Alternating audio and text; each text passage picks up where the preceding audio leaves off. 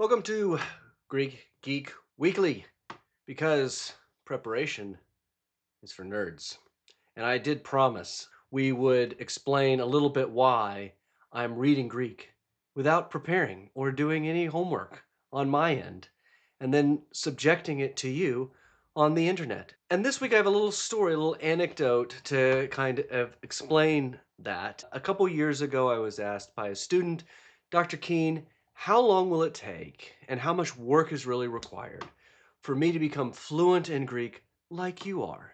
And while being very flattered, I had to tell the student that in this case, it is impossible to become fluent like I am because I am not fluent, nor is anybody fluent in ancient Koine Greek.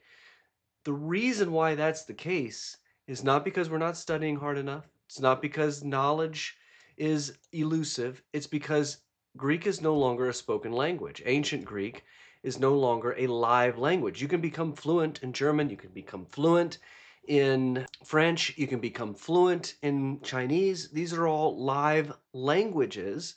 As a principle of language, usage determines meaning. And meaning is therefore inseparable to contemporary usage. Languages are living things. And so when we're studying ancient Greek, we're studying something that has left the kind of live universe in which we would naturally process language. To be fluent, you need to process a language intuitively. And to process a language intuitively, you do that by using the language to interact with real people over real problems in real conversations. And we just cannot do that in ancient Greek. It is not a living language, it is always an artifact. And so as we approach it, we're always doing something like archaeology. We are doing history, we are transporting our minds into the past, we are imagining, we're analyzing, we're doing analytics. This is why you don't do exegesis for Harry Potter. You just read it. But when we do Greek, we do exegesis. And the reason is because it's a distant language. It is not a living language, and so you cannot expect to understand and know it using the same intuitive processes that you use with your native language. That principle is actually at the heart of what this channel is trying to do. Instead of processing the Greek and explaining the Greek as if we intuitively can understand it, as if this is the way it's understood, we need to actually look at the process because the process is exceptionally important. We are always exegeting, we're always analyzing, we're always figuring it out to some extent because there is an inescapable distance between us and them and the communicative act. And so exegesis is part of the process. And that's what this show is about. Doing the work of exegesis, doing the work of interpretation, of analysis, looking things up, trying to figure out what's going on with what would otherwise be challenging and difficult material that we can't process intuitively. With that, by way of introduction, I am pleased to also report that we have an upgrade in our digital technology. I'm using now, I've got a whiteboard that I'm using for us. I really liked the idea of the PDF. I really liked having just the text laid out as it's laid out in an actual Bible, but I also think it made for really challenging screen reading. If you remember, we left off here and I said we have a cliffhanger with this tous. Why is it a cliffhanger? Because it is continuing to explain an element of the previous clause. This is a really neat thing that you can do in Greek, especially robust because it's a case-based language. It's a little harder to do this kind of thing in English, but if I've got a noun in my Greek sentence, I can actually connect it to any series of other nouns and clauses. I can create these pretty extensive and lengthy sets of noun clauses that are each in apposition to one another, further describing one another, because it's a case-based language. With English as a order-based language, it can be a little bit more challenging. You can kind of lose where you are and you get kinds of ambiguity there. Obviously, there's ambiguity in Greek as well. And obviously, you can do this in English if you were reading Jonathan Edwards, for example. You get these interminable sentences with semicolons and all these kinds of things. It's possible, but it's really clear what's going on in Greek, we're looking for tous. They've got this little tous. We've got this direct article here, this definite article, and it's very clearly describing Hamas. It's going right back to Hamas and further describing the you. So we've got to pick up. We've got to get a running start here. So you have this inheritance. It's undefiled. It's kept in heaven for you, namely you who. And I'm looking for now, I want to scan forward in this tous and look for the noun or noun-like thing that this tous is going to modify. Tous in duname theou frumenus. And look, I mean, I'm going to guess that this is the case. I got these matching endings here, tous frumenus, and then everything in between, this in duname theou, is going to modify this clause, this verbal idea, this participle here. So what is frumenus? That I'm going to have to look up. I don't have that one memorized. Frureo is our verb to maintain a watch or guard. And immediately I'm thinking, I mean, I know I'm going to get more definitions here to come because I've got the one there. But immediately I'm thinking this is a good one, right? Because I'm already in with tereo in the beginning, in the previous verse. I'm already in this kind of semantic domain of keeping or guarding or keeping watch over, keeping secret, keeping safe. Keep it secret. Keep it safe. That kind of idea. So to maintain a watch or guard. Second option, to hold in custody, detain or confine. So to hold in custody, that sounds more negative to me. I'm not being imprisoned here. I'm being, I'm expecting something positive. I have no reason to think that Peter has this kind of negative connotation view. That's interesting. Look there with Galatians 3:23. So Paul uses this particular word to describe what the law does. It keeps us under guard. It keeps us in captivity there in that passage, which is really interesting. That has that positive and negative kind of connotation. You're under quarantine. You're under, well, in any case.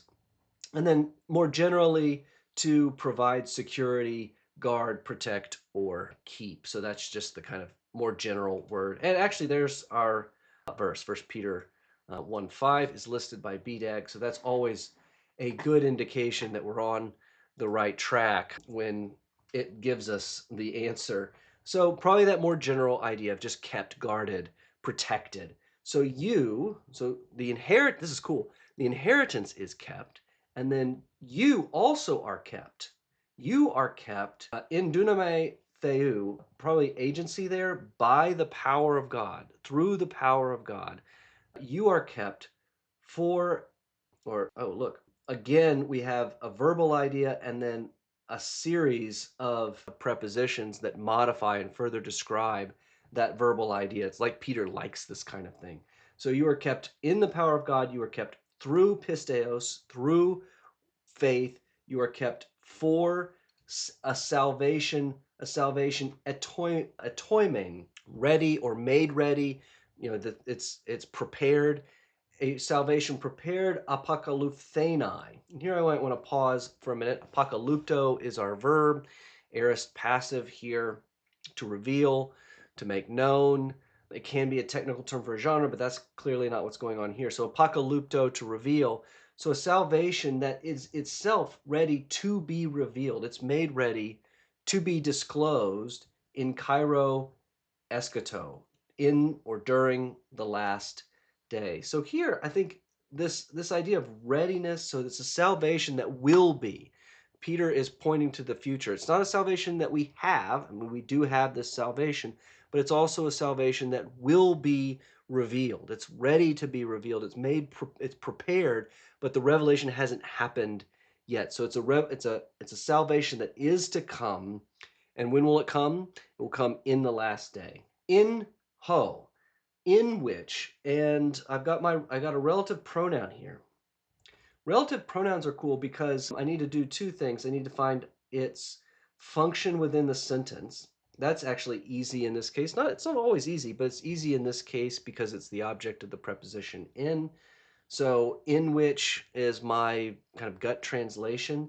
But the other thing I need to do is figure out its antecedent. And that one I'm not entirely sure about, at least off the top of my head. In what, I might ask? Well, maybe the obvious answer is Cairo eschato, in that last time, in that last day. The last day is something that I am about to rejoice in. So that seems like it's possible. Maybe salvation, but salvation is feminine, so there's a mismatch between the article, excuse me, the pronoun and the noun there. So, I mean, I guess it could, yeah, it's just got to be Cairo eschato. I think that that's it. This salvation is ready to be revealed in the last day. And in that last day, in that day, you rejoice. In that last day, you rejoice. And is that future? I wonder. In which you will rejoice didn't jump out at me as future at first, but it's got that circumflex there. So aorist passive, yeah, that's what I thought. Okay, so just I probably would do that gnomic. So you rejoice, and then I get a nominative participle, nominative plural participle. So this subject is second person plural. This is a second person plural subject. And it clearly is this nominative then is the next clause.